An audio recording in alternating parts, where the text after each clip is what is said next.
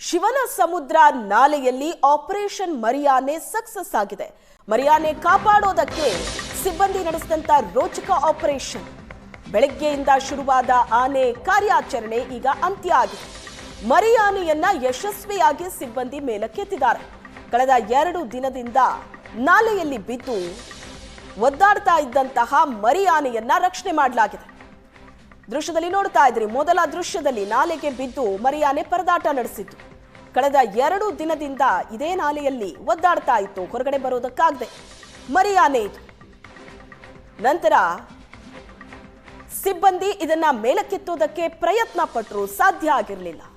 ಕೊನೆಗೆ ಕ್ರೇನ್ ಬಳಸಿ ಆಪರೇಷನ್ ಮರಿಯಾನೆ ನಡೆಸಲಾಯಿತು. ಇವತ್ತು ಬೆಳಗ್ಗೆಯಿಂದಲೂ ಕಾರ್ಯಾಚರಣೆ ನಡೆಸಲಾಯಿತು. ನೀರು ಕುಡಿಯೋದಕ್ಕೆ ಅಂತ ಬಂದು ನಾಲೆಗೆ ಬಿದ್ದಿದ್ದ ಮರಿಯಾನೆ ಇದೇ ನಾಲೆಯಲ್ಲಿ ಸಿಕ್ಕಾಕೊಂಡಿತ್ತು. ನಾಲೆಯಲ್ಲಿ ಇದ್ದಂತ ನೀರನ್ನ ಕಡಿಮೆ ಮಾಡಿ ಆನಂತರ ಆಪರೇಷನ್ ನಡೆಸಿದ್ರು ಸಿಬ್ಬಂದಿ. ಹೈಡ್ರಾಲಿಕ್ ಕ್ರೇನ್ ಅನ್ನ ಬಳಸಿ ಆಪರೇಷನ್ ಮರಿಯಾನೆ ನಡೆಸಿದ್ರು. ಈ ಮರಿಯಾನೆಯ ಸೊಂಡಿಲಲ್ಲಿ ಫಂಗಸ್ ಆಗಿರೋ ಸಾಧ್ಯತೆ ಇದೆ. ಬಿಳಿ ಬಣ್ಣಕ್ಕೆ ತಿರುಗಿದೆ ಆನೆ ಸೊಂಡಿಲ ತುದಿಯ ಭಾಗ. 2 ದಿನದಿಂದ ನೀರಲ್ಲೇ ಇದ್ದ ಕಾರಣ ಅದಕ್ಕೆ ಫಂಗಸ್ ಆಗಿರಬಹುದು ಅಂತ ಹೇಳಿದ್ದಾರೆ. ಕ್ರೇನ್ ಬಳಕೆ ಮಾಡಿ ಆನೆ ಸೇಫ್ ಮಾಡಲಾಗಿದೆ. ಈಗ ಕಾರ್ಯಾಚರಣೆ ಸಕ್ಸಸ್ ಆಗಿದೆ. ಮರಿಯಾನೆ ಕಾಪಾಡೋದಕ್ಕೆ ಸಿಬ್ಬಂದಿ ನಡೆಸಿದಂತ ರೋಚಕ ಆಪರೇಷನ್. ಬೆಳಗ್ಗೆಯಿಂದ ಶುರುವಾದ ಆನೆ ಕಾರ್ಯಾಚರಣೆ ಈಗ ಅಂತ್ಯ ಆಗಿದೆ. ಮರಿಯಾನೆಯನ್ನ ಯಶಸ್ವಿಯಾಗಿ ಸಿಬ್ಬಂದಿ ಮೇಲಕ್ಕೆತ್ತಿದ್ದಾರೆ. ಕಳೆದ 2 ದಿನದಿಂದ ನಾಲೆಯಲ್ಲಿ ಬಿದ್ದು ಒದ್ದಾಡ್ತಾ ಇದ್ದಂತಹ ಮರಿಯಾನೆಯನ್ನ ರಕ್ಷಣೆ ಮಾಡಲಾಗಿದೆ.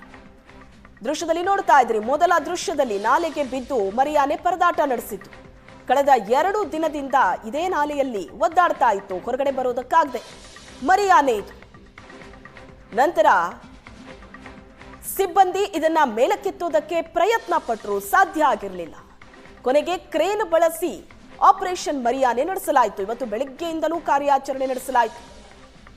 ನೀರು ಕುಡಿಯೋದಕ್ಕೆ ಅಂತ ಬಂದು ನಾಲೆಗೆ ಬಿದ್ದಿದ್ದ ಮರಿಯಾನೆ ಇದೇ ನಾಲೆಯಲ್ಲಿ ಸಿಕ್ಕಾಕೊಂಡಿತ್ತು. ನಾಲೆಯಲ್ಲಿ ಇದ್ದಂತ ನೀರನ್ನ ಕಡಿಮೆ ಮಾಡಿ ಆನಂತರ ಆಪರೇಷನ್ ನಡೆಸಿದ್ರು ಸಿಬ್ಬಂದಿ. ಹೈಡ್ರಾಲಿಕ್ ಕ್ರೇನ್ ಅನ್ನ ಬಳಸಿ ಆಪರೇಷನ್ ಮರಿಯಾನೆ ನಡೆಸಿದ್ರು. ಈ ಮರಿಯಾನೆಯ ಸೊಂಡಿಲಲ್ಲಿ ಫಂಗಸ್ ಆಗಿರೋ ಸಾಧ್ಯತೆ ಇದೆ. ಬಿಳಿ ಬಣ್ಣಕ್ಕೆ ತಿರುಗಿದೆ ಆನೆ ಸೊಂಡಿಲ ತುದಿಯ ಭಾಗ. 2 ದಿನದಿಂದ ನೀರಲ್ಲೇ ಇದ್ದ ಕಾರಣ ಅದಕ್ಕೆ ಫಂಗಸ್ ಆಗಿರಬಹುದು ಅಂತ ಹೇಳಿದ್ದಾರೆ.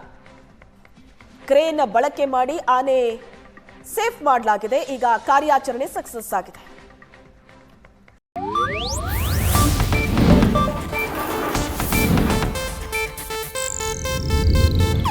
ಇದು ಏಷ್ಯಾನೆಟ್ ನ್ಯೂಸ್ ನೆಟ್ವರ್ಕ್ ಪ್ರಸ್ತುತಿ.